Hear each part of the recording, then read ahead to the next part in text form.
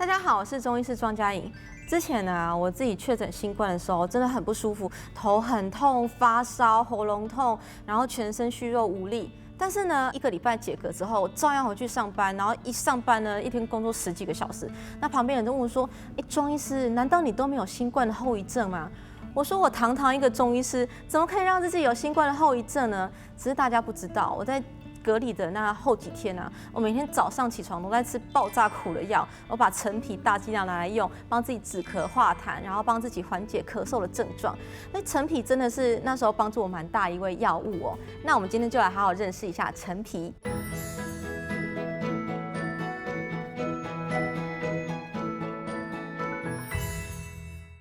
陈皮呢，就是橘子皮，它是芸香科植物橘的成熟果皮，把它干燥而成的。那我们其实把橘子晒干呢，也是有类似的功效，但是呢，在有些地方产的这个陈皮啊，效果是特别好。那最有名的陈皮呢，就是在广东新会地区种植的茶枝干。那这种茶枝干呢，因为它的在地道药材的关系，所以它品质是特别的好，我们都叫它广陈皮或是新会皮，它是陈皮里面最上等最好的药材。那因为是这个品质真的比较好啊，所以很多人买陈皮都会指明说，我一定要广陈皮，或是我要新会皮。那《神农本草经》是怎么说它呢？他说啊，它气味苦辛无毒，它可以治疗胸中假热哦。然后呢，又可以久服，可以下气通神。那意思就是说，它可以止呕啊、止咳啊这种下气。如果像有些昏迷不醒的病人啊，然后又吐又咳啊，像这种陈皮就可以止呕又止咳。而且你如果消化不良啊，吃它又可以促进消化。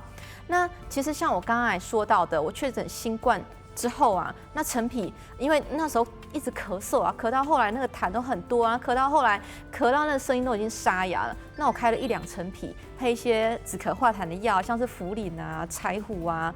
半夏、五味子这些。那陈皮放1两是很苦的哦，这爆炸苦，皱着眉头看它，想说不行，身为中医师在那边猛咳，能看吗？所以呢，我就每天喝，那一天比一天好一点。后来回去上班，真的一点事情都没有。那这就是陈皮它一个很大的功劳，它有很强大的化痰止咳的功效，去除我们身体各式各样的病理产物。那举例来说，就是痰啊，或是说你发炎过后一些产物啊。那你得到新冠之后，肺部里面还是积很多病理产物啊，有形的、无形的病理产物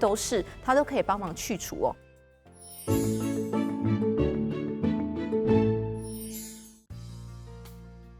那到东汉时期啊，像《金匮要略》里面就有说到一个很著名的方子，就是橘子姜汤。那有时候你得到一些感染症啊，比如说急性肠胃炎啊，然后或是怀孕期间啊，一直吐到胸口很闷，呼吸很不顺畅，人家就可以把陈皮跟生姜炖在一起吃，就可以止呕。那《金匮要略》还有一个有名的方叫做橘皮竹茹汤，那这个我在化疗病房真的很常用，因为很多人打完化疗之后啊，吐了稀里哗啦，然后一直吐，或者是有些人没有吐，因为有打了止呕药了嘛，打了止吐药之后不会吐，但是一直打嗝，或是那种恶心反胃的感觉，一直没有办法消散。这时候我就会开橘皮竹茹汤，那里面呢，陈皮跟竹茹是重点哦，这2个药都可以止呕。那病人常常会说呢，吃完当天那种恶心感觉就可以降低很多，就可以正常吃饭了。所以这个药止呕的效果真的是蛮强的哦。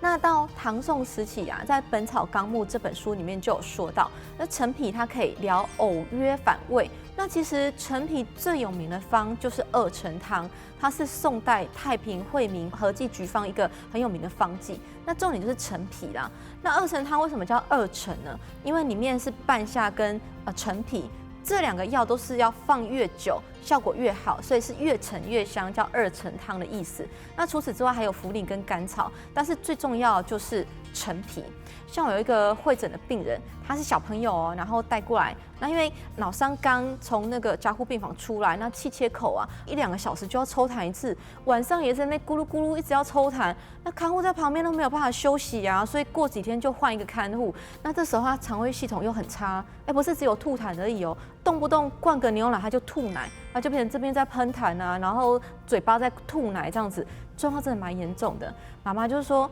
好不容易一条命捡回来了，好不容易可以出加护病房了，那我们中西合疗能不能让他真的稳定一点？那我一看说，一直吐，当天也没有办法煮汤剂了，那我就开药粉，科学中药哦，就2成汤，拿3克和一点水，一点点而已，灌进去鼻胃管，因为灌太多水他又吐了。那一天4次，那当天晚上吃，隔天下午去看他。那个旁边看护就说，痰没有这样咕噜咕噜一直叫了，而且呢消化也好一点了，所以我们就开始可以用一些比较大剂量的一些药水啊，去处理他的脑伤啊，其他的状况，帮助他神志清醒等等的。那所以这个2成汤呢，发挥一个非常关键的功效，就是帮他化痰止呕。那其实，在宋朝呢，有一个很有名的方剂叫圣济总录，里面也有用到陈皮哦。它里面有个方叫橘皮汤，就是用橘皮跟大黄。那这2个药呢，把它磨一磨之后变粗粉。那小朋友如果有一些消化不良啊、肠胃不蠕动啊、便秘的问题，就一口一口吃。那小朋友消化变好了，肠蠕动正常了，就比较不会便秘了。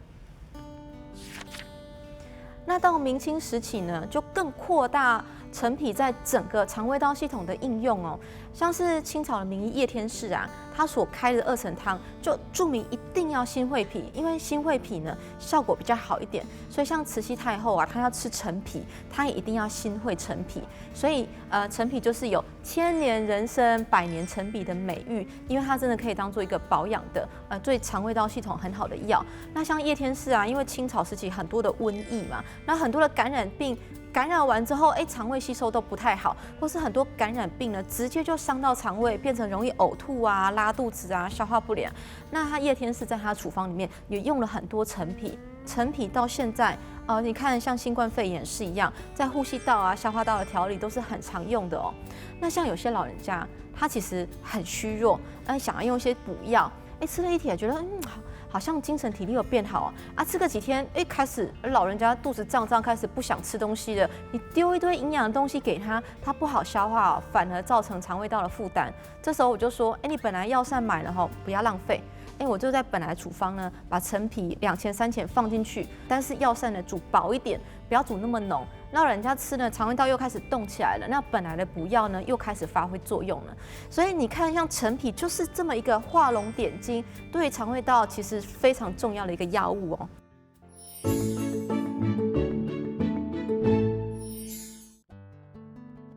那现代呢？现代医学是怎么看陈皮的？那我们研究发现说，它真的有些成分可以平喘止咳。那你用陈皮呢，它支气管平滑肌比较容易放松，而且它真可以去痰哦，可以让痰液比较容易排出来，就不会积在呼吸道里面。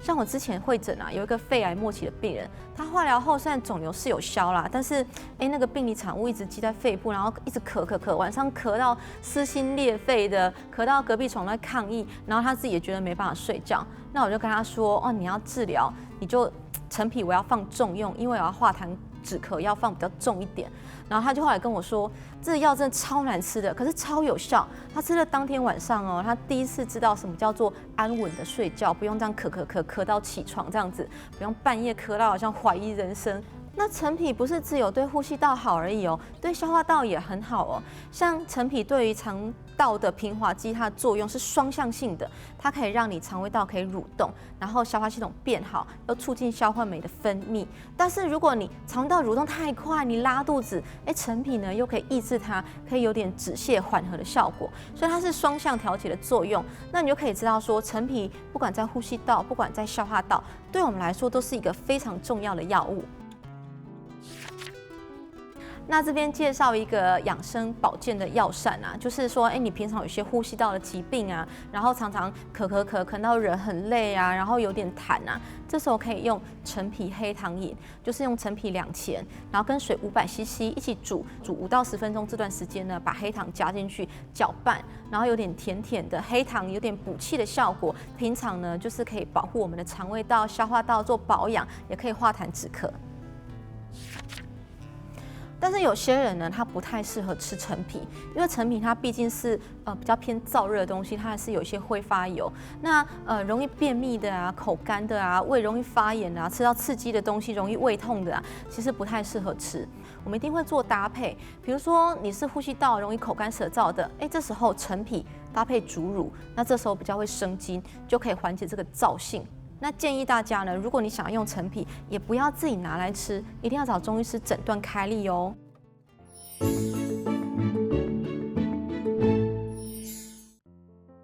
好，我们来回答观众的问题，可以自己拿橘子皮来制作陈皮吗？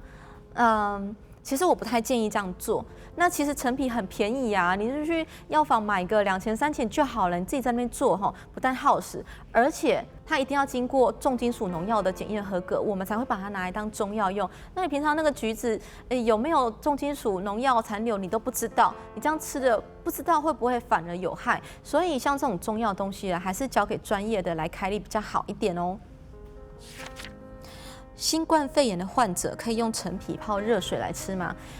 其实可以的，因为新冠后遗症很多人就是咳嗽啊、痰啊、喘啊，有一些肠胃道症状啊，真的是蛮适合用陈皮的。那我也常常开，但是它真的不好喝所以其实我们不太会单用啊。像我就是陈皮啊、甘草啊，或是陈皮浙贝啊、杏仁啊，这样搭起来可以降低陈皮单位药大剂量这样子来用。那如果你真的觉得你喝得下去的话，也是可以喝啦。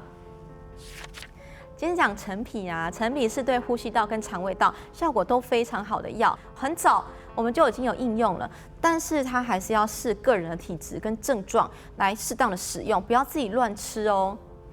感谢您的收看，大家学汉医，我们下次再见。